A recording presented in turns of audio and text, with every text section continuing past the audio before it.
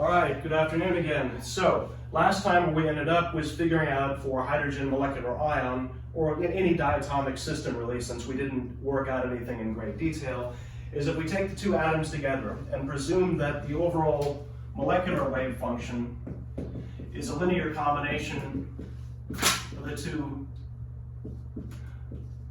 atomic wave functions.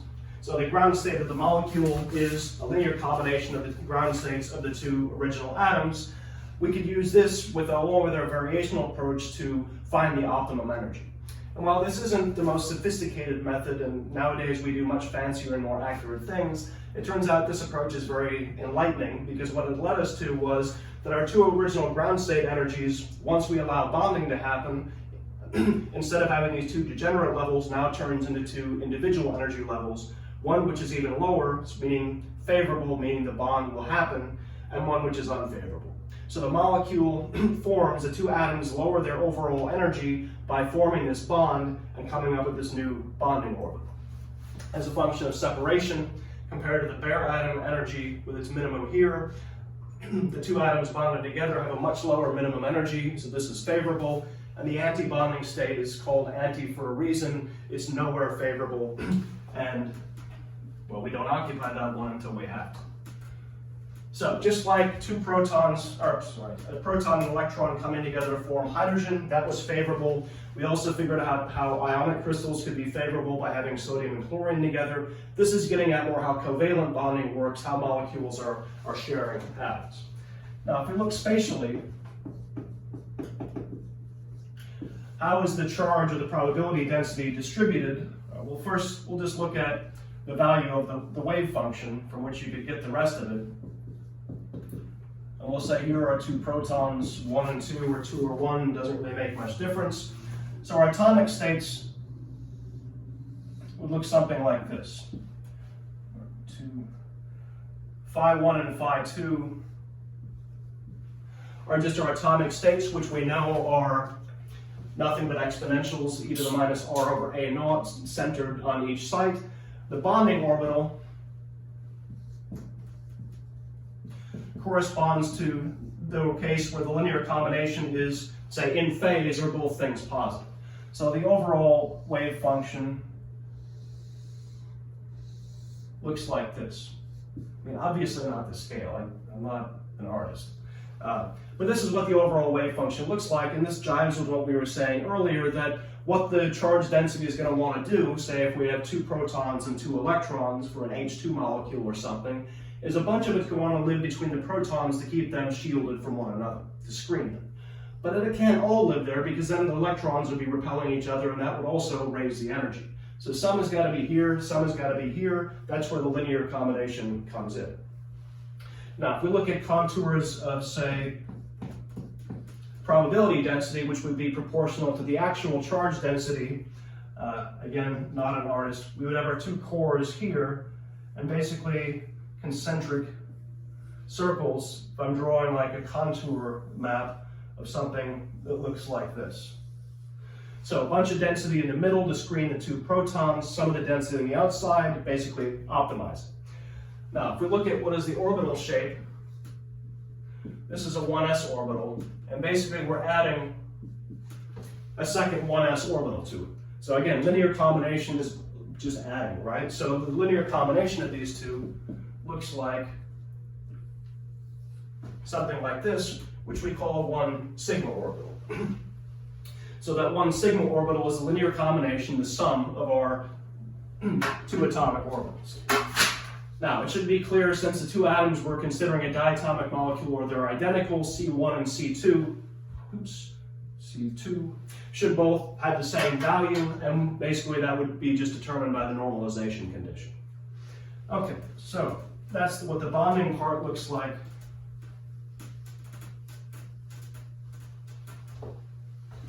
The next thing is, what does the anti-bonding part look like?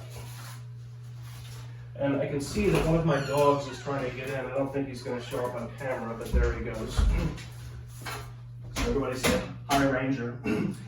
All right, so the anti-bonding part, we'll do a similar diagram as to what the wave functions look like. So in this case, the antibonding, the overall wave function has the opposite sign, or the two wave functions we say are out of phase, where it will be something like C1 phi 1 minus C2 phi 2. So that means wave function 1, our atomic wave function for the hydrogen looks like that, whereas for the other one, now I'm going to have to draw right through this, I didn't plan this out, so you saw that, right? The other one looks like this. So what overlap they do have is actually unfavorable. So the overlap integral would be negative. We figured out already that makes the whole thing unfavorable. The bond integral H12 is also likely to be unfavorable. So the sum of the two, if I switch colors,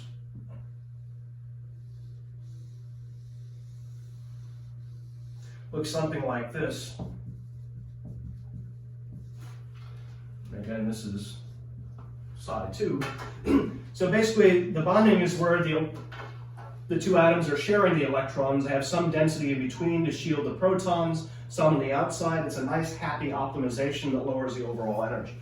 This is the much angrier case where instead of actually bonding or sharing, what happens is the electrons repel each other.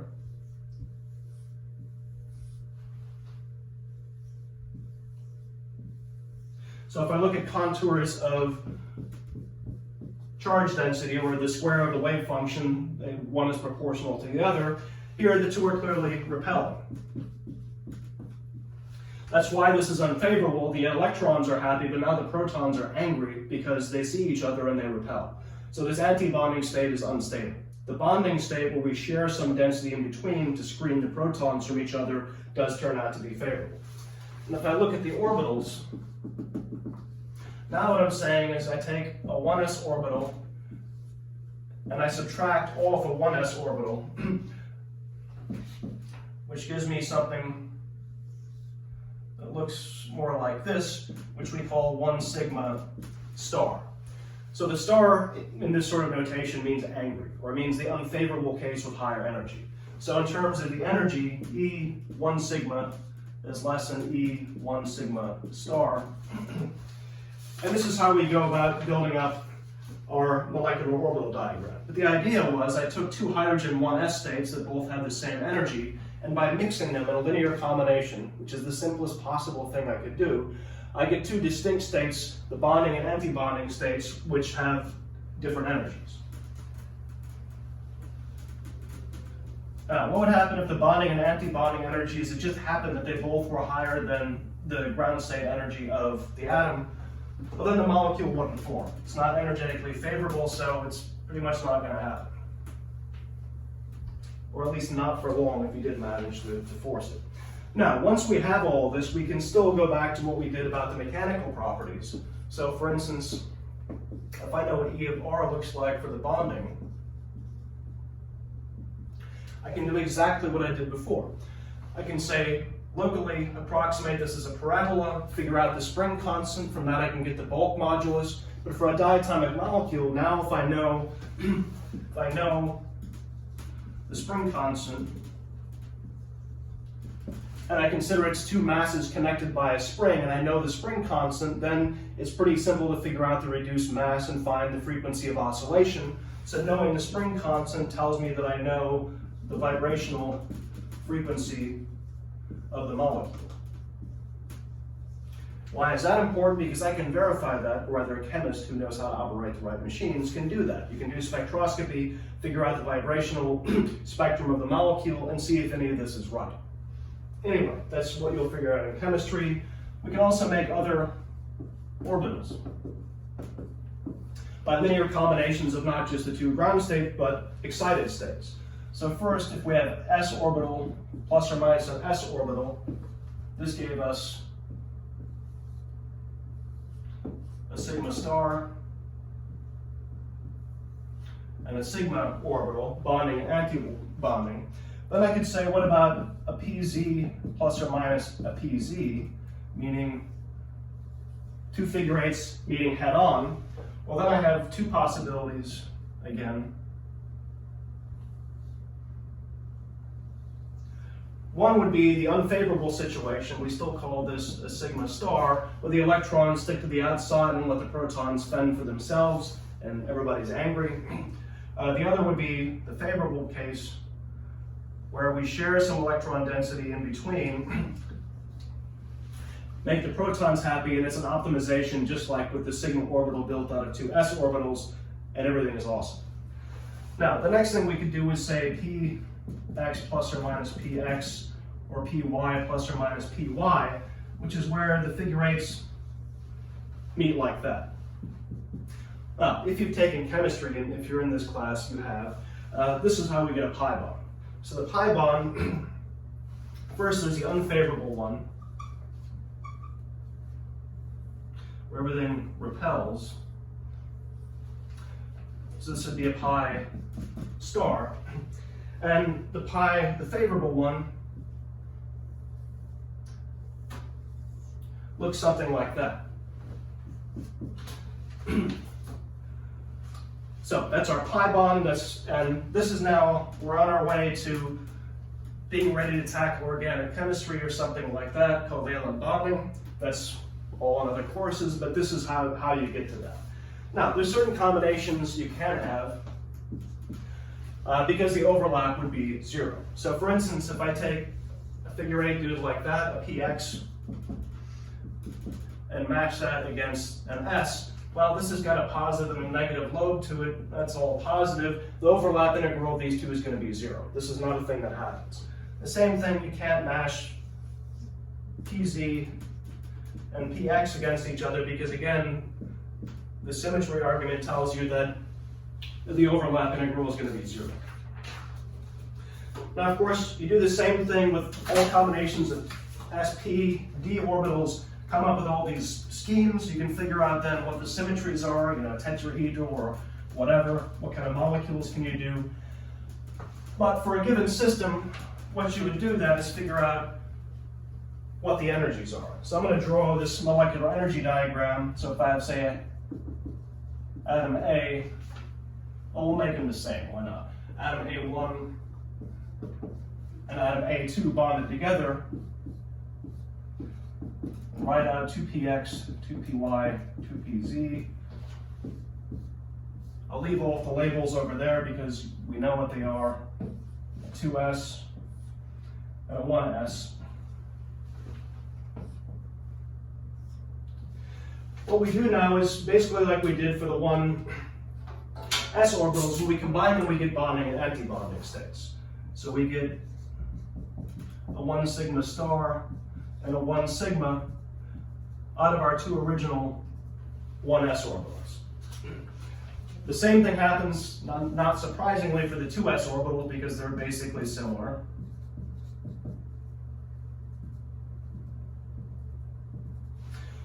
All right. Now the p's, it gets a little bit more complicated. It depends if we mash the p orbitals on like dumbbell end to dumbbell end, we make sigma bonds. So we get a 3 sigma orbital there. We get pi states a little bit lower when we mash px and px. I'm not going to draw all those lines, but this will be in the notes. Then I've got the unfavorable pi states. Pi states, I get 2 of them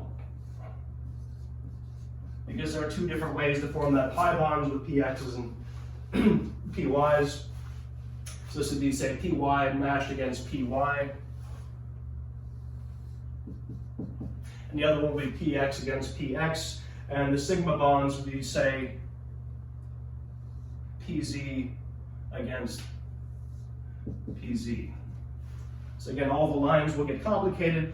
But basically then we've got a molecular energy level diagram like we had for hydrogen energy levels, but they're all just slightly different. So we would say, for instance, 1 sigma star, 2 sigma, 2 sigma star, 1 pi, 3 sigma, 1 pi star, 3 sigma star.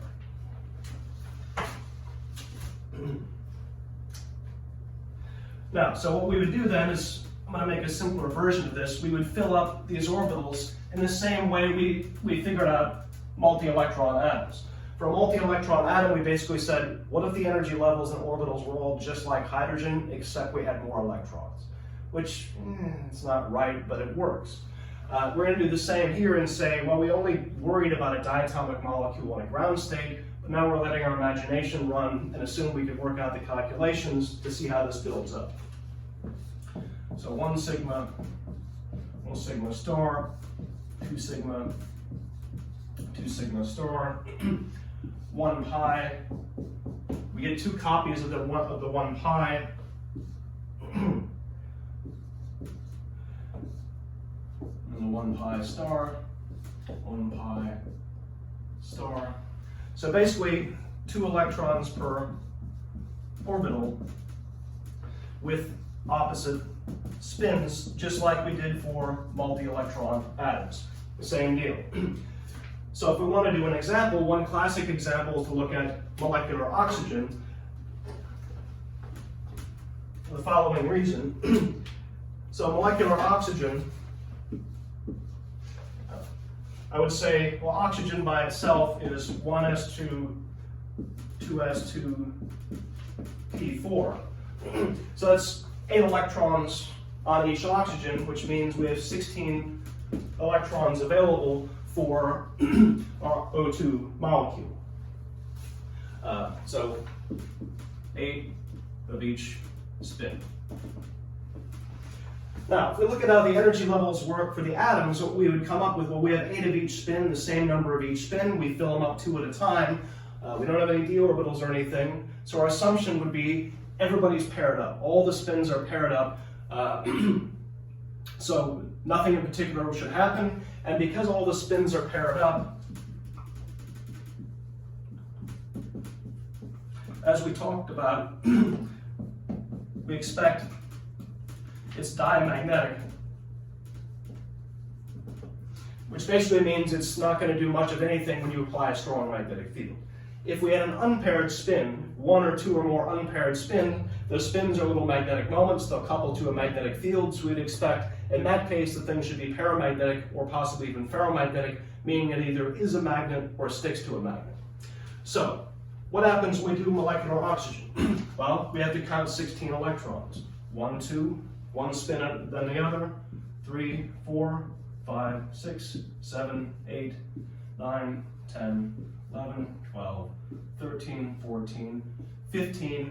But remember the rule, we maximize spin first. We don't fill up an orbital if we can spread the electrons with like spins across different orbitals. That's Hund's rule. Maximize spin, then fill the levels. So what that means is, because you have these two 1 pi star orbitals at the same energy, and the rule is to first maximize spin, which is a result of the Pauli exclusion principle in a way, what that means is we've got 2 unpaired spins. So, grab my eraser again.